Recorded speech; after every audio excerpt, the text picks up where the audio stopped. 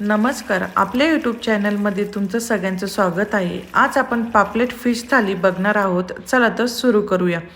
Fish curry बनवण्यासाठी इथे मी रावस fish घेतलेला आहे स्वच्छ धुवून. तुम्ही रावस फिशच्या जागी कुठलाही फिश घेऊ शकतात.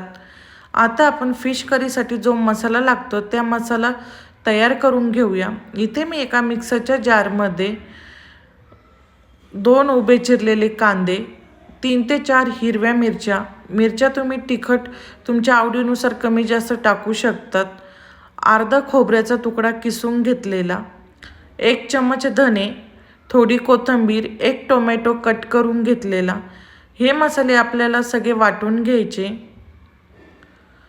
मसाला वाटताना कुठल्याही पाण्याचा वापर करायचा नाही आहे आपल्याला. तुम्ही बघू शकता इथे मी मसाला वाटून घेतलेला आहे. आता आपण करी बनवण्यासाठी कढई गरम करून घेतलेली आहे. कढईमध्ये 2 ते 3 चम्मच तेल टाकायचे. तेल गरम झाले की त्यामध्ये जो वाटलेला मसाला आहे तो मसाला टाकून घ्यायचा आहे. मसाला आपल्याला तेलामध्ये फ्राय करून घेतल्याच्या नंतर 5 मिनटं झाकण ठेवायचे. मसाला चांगला शिजून घ्यायचा आहे आपल्याला. मसाला आपला शिजेपर्यंत इथे आपण पापलेट हा मॅरिनेट करून घेऊया. तुम्ही बघू शकतात इथे मी एक मोठा पापलेट स्वच्छ धुवून घेतलेला आहे व त्या पापलेटला कट लावून घेतलेले आहे. पापलेट मॅरिनेटसाठी आपण 1 चम्मच हळद, 1 चम्मच कांदा लसूण मसाला, 1 चम्मच लाल मिर्च पावडर, चवीपुरतं मीठ आणि लिंबूच्या जागी तुम्ही कोकमचा आगल देखील वापरू शकतात.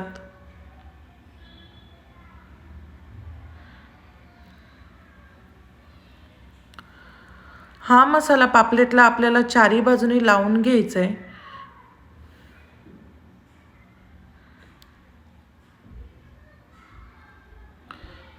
करी होईपर्यंत इथे आपला पापलेट मॅरिनेट होतोय. आता आपण बघूया मसाला शिजलाय की नाही. तुम्ही बघू शकता तेलामध्ये हा मसाला शिजलेला आहे. मसाल्याला तेल सुटलं की समजून जायचं की मसाला आपला तेलामध्ये चांगल्या प्रकारे शिजलेला आहे. त्यामध्ये आता आपण सुके मसाले टाकणार आहोत. 1 चम्मच हळद, कांदा लसूण मसाला 2 ते 3 चम्मच, लाल मिर्च पावडर 2 चम्मच. हे मसाले तुम्ही तुमच्या आवडीनुसार तिखट कमी जास्त टाकू शकतात, कारण आपण मसाला वाटताना देखील हिरव्या मिरच्या वापरल्या होत्या. आता आपण त्याच्यामध्ये मीठ टाकणार आहोत. मीठ टाकून झाल्याच्यानंतर परत एकदा आपल्याला मिक्स करून घ्यायचे. मिक्स करून घेतल्याच्यानंतर झाकण ठेवायचे 5 मिनटं.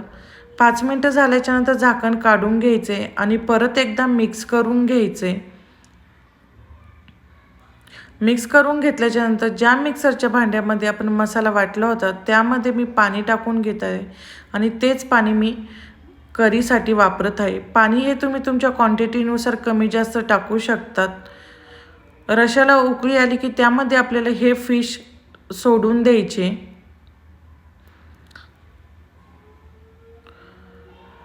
करी बनवताना फिशचं डोकं देखील वापरायचं, कारण करीला फिशचं डोकं वापरले की टेस्ट खूप छान येते.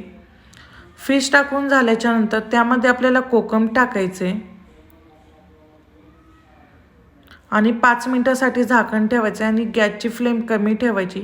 फिश हे खूप लवकर शिजतात, त्याच्यामुळे करीसाठी पाणी देखील तुम्ही तुमच्या क्वांटिटीनुसार टाका. फिश इथे आपले शिजलेले आहे आणि त्यामध्ये मी आता कोथिंबीर टाकत आहे. कोथिंबीर टाकून झाल्याच्यानंतर परत एकदा मिक्स करून घेत आहे. तुम्ही बघू शकतात आपल्या भाजीला तरी देखील आलेली आहे. ही करी खायला खूप टेस्टी लागते. आता आपण मॅरिनेट झालेल्या पापलेटला रव्याची कोटिंग करून घेऊया. मी इथे फक्त रव्याचीच कोटिंग करते. तुम्ही त्यामध्ये तांदळाचं पीठ देखील वापरू शकतात. तवा गरम झाला की त्यामध्ये मी 2 ते 3 चम्मच तेल टाकून घेतलेलं आहे.